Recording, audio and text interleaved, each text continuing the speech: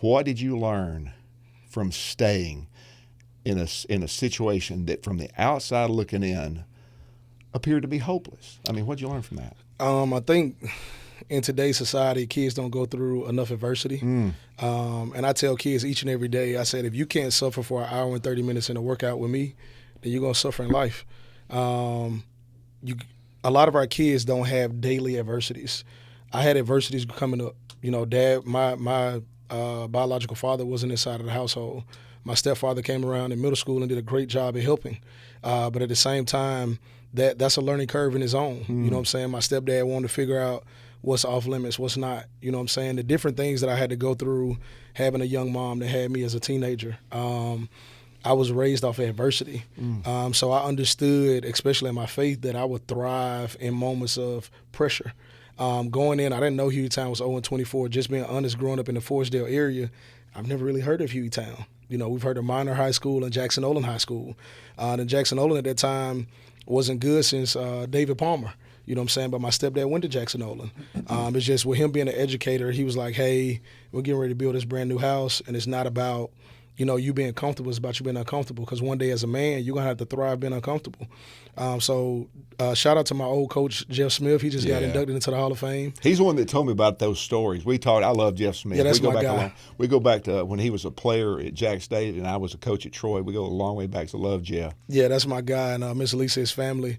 And what I learned about staying, like I said, I saw a close group. Throughout my life, I've always had to move around every 2 years. You know, we didn't have it, you know, the best of the best. So we had to always move around every 2 years, and I never had a stable spot. Hueytown was the most stable spot that I've ever had in my life until I became an adult.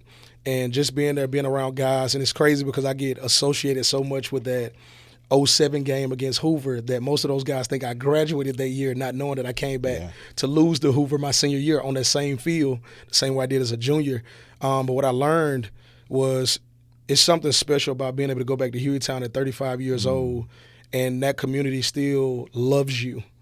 You know, I could have Rush Probst actually walked across the field and was like, hey, man, you're a great player. He was like, you know, we'd love to see you in this uniform next year. And honestly, me as a competitor, I said, I don't want to play with you. I want to beat you. And it probably wasn't a smart thing to say as an athlete to an adult, but that's the competitor in me walking across the field to lose a football game.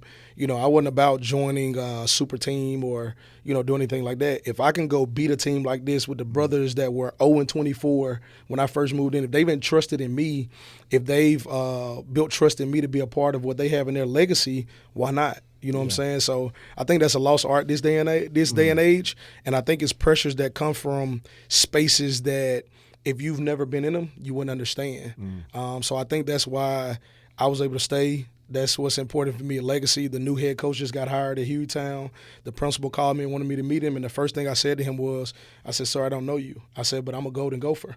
And I said, as long as I'm a Golden Gopher, I'm going to support whatever you guys are trying to build here, as long as it's, you know, it fits what I stand for. You know what I'm saying? Yep.